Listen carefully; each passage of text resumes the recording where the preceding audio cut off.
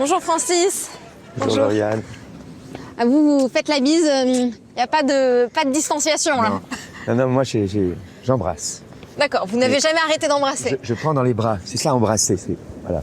Je suis surprise, mais vaccinée. Très bien, vous n'êtes pas vacciné. Certainement pas. Vous qui voulez vous vacciner, ne nous imposez pas.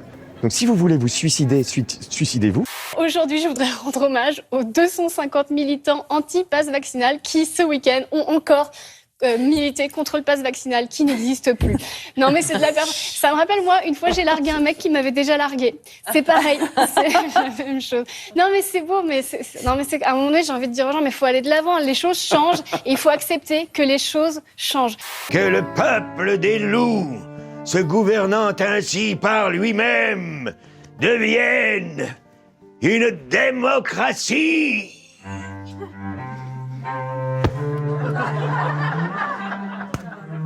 Faites ce que je dis, et alors vous mettrez le pouvoir à l'abri de tous les psychopathes.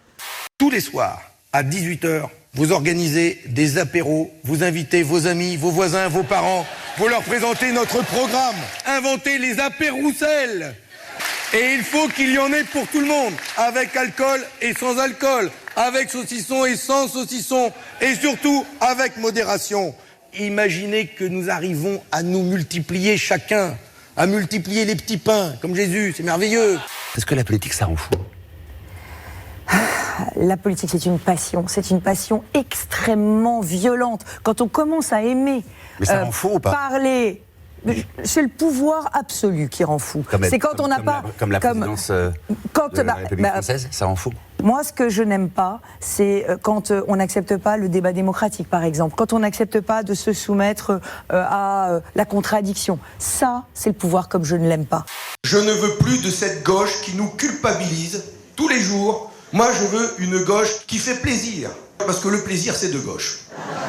Je dirais même jouir, c'est de gauche.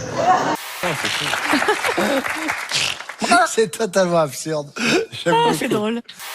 Dans mon boxeur, ça devient chaud. Après, il n'y a pas que le boxeur. Pardon ? Il n'y a pas que le boxeur. Il y a différentes situations pour qu'un boxeur devienne chaud. Il n'y a pas que la gastro. Alors, dans mon boxeur...